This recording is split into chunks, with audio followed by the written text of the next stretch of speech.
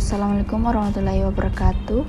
Shalom dan salam sejahtera untuk kita. Jadi materi selanjutnya yang akan kita bahas yaitu memahami negara hukum, di mana tujuan pembelajaran kita yaitu yang pertama memahami konsep dasar negara hukum, kedua menjelaskan prinsip-prinsip negara hukum, ketiga mengetahui implementasi negara hukum di Indonesia, keempat menganalisis permasalahan pengakuan hukum, yang kelima menjelaskan upaya mewujudkan negara hukum yang adil.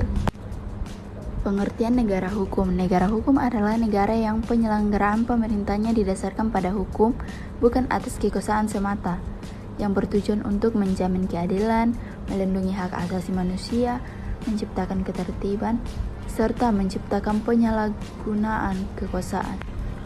Nah, ada sejarah perkembangan negara hukum, di mana berasal dari konsep rule of law atau Inggris, berkembang menjadi konsep Regtes atau Eropa kontinental.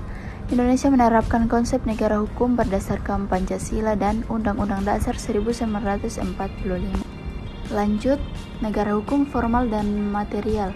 Yang pertama A, negara hukum formal, di mana menekankan kepatuhan terhadap aturan hukum. Bagian B, negara hukum material, tidak hanya berdasarkan hukum tetapi juga memperhatikan keadilan dan kesejahteraan masyarakat. Karakteristik negara hukum. Yang pertama, supremasi hukum, yang kedua, persamaan di depan hukum, yang ketiga, perlindungan HAM, keempat, peradilan yang independen, yang kelima, pemerintahan berdasarkan konstitusi. Adapun prinsip-prinsip negara hukum. Yang pertama, supremasi hukum, di mana hukum menjadi aturan tertinggi, semua pihak wajib menaati hukum, tidak ada seorang pun yang berada di atas hukum. Lanjut, equality before the law. Persamaan di hadapan hukum berarti semua warga negara memiliki hak dan kewajiban yang sama. Tidak boleh ada perlakuan diskriminasi. Menurut the process of law, setiap proses hukum harus sesuai prosedur, adil, transparan, dan menghormati hak setiap orang. Nah, ada perlindungan HAM. Negara wajib yang pertama menghormati HAM, melindungi HAM, memenuhi HAM, dan menegakkan HAM.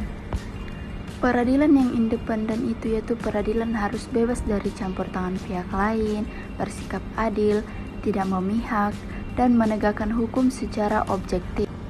Lanjut, implementasi negara hukum di Indonesia. Pasal 1 ayat 3 Undang-Undang Dasar tahun 1945 berbunyi, negara Indonesia adalah negara hukum. Nah, landasan lainnya itu Pancasila dan Undang-Undang Negara Republik Indonesia tahun 1945.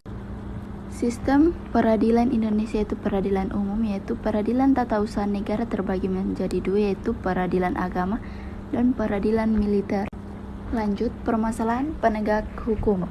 Mafia hukum. Mafia hukum adalah praktik penyalahgunaan kewenangan dalam proses hukum demi keuntungan pribadi yang bisa berdampak hilangnya kepercayaan masyarakat dan ketidakadilan. Lanjut, korupsi dalam sistem hukum.